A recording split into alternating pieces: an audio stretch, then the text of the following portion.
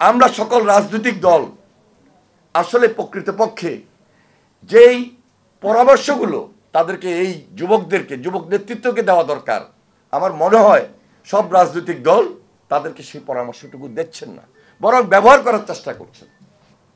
যার কারণে আজকে 1 বছরের মাথায় কিছুটা হতাশার সৃষ্টি হতবা হয়েছে, কিন্তু এটা থাকবে না।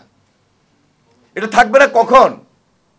যেহেতু ফ্যাসিবাদের বিরুদ্ধে একসঙ্গে লড়াই করেছি, একটা টার্গেটে যাওয়ার জন্য লড়াই করেছি, সেখানে গণতন্ত্রের বীজ শক্তিশালী হবে, নতুন বাংলাদেশ হবে, বাংলাদেশ নির্মাণ হবে।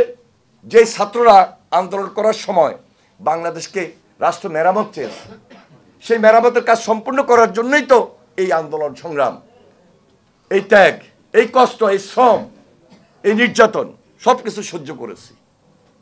এখন টু দ্য পয়েন্টে এই লক্ষ্যে পৌঁছতে হলে আমাদের ইউনিটিটা হলো সবচেয়ে বড়, ঐক্যের জায়গাটা হলো বড়। ফ্যাসিবাদ বিরোধী যে ঐক্যটা নিয়ে আমরা আন্দোলন সংগ্রাম করেছি, যুগপৎ আন্দোলন করেছি, আমরা সবাই ঐক্যের জায়গাটাকে আরো বেশি শক্তিশালী করতে হবে। এবং এই ঐক্যের জায়গাটাকে শক্তিশালী করতে হলে সব ভুলে গিয়ে আমাকে চিন্তা করতে হবে সবার আগে বাংলাদেশ। এর বাইরে অন্য কিছু হতে পারে না, এর বাইরে অন্য কিছু চিনি না আমরা। কালার এক্সপার্ট, জর্জ স্যাপ এবং মাইল্ড অন হ্যান্ডস টেকনোলজি সমৃদ্ধ অরিক্স ক্রিস্টাল ওয়াশ আপনার লন্ড্রি এক্সপার্ট।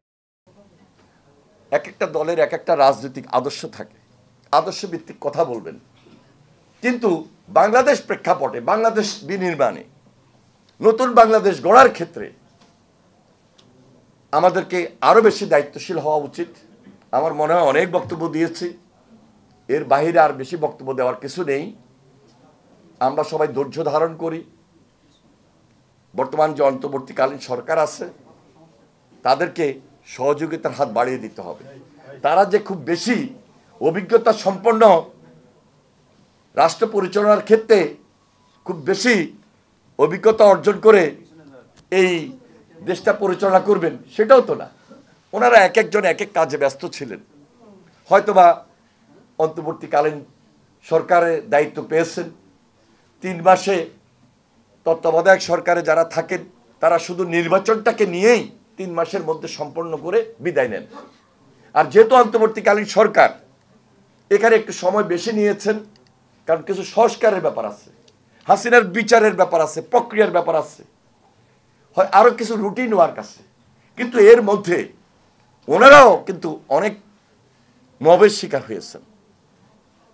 সব দাবি তো তারা মেনে নিতে পারবে না, আর সব দাবি 5 তারিখের পর একের পর এক করতে থাকবে, এটাও কিন্তু ষড়যন্ত্রের বড় অংশ।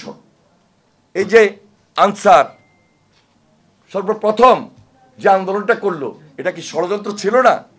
তাহলে ধারাবাহিকভাবে এই ধরনের অনেক মব সৃষ্টি করে সরকারকে অস্থিতিশীল রাখা মানে বাংলাদেশকে অস্থিতিশীল রাখা, এবং আমাদের গোল পয়েন্টে যেন আমরা পৌঁছতে না পারি, এটা দেশ এবং দেশের বাইরে বসে এই ষড়যন্ত্রগুলো করা হচ্ছে।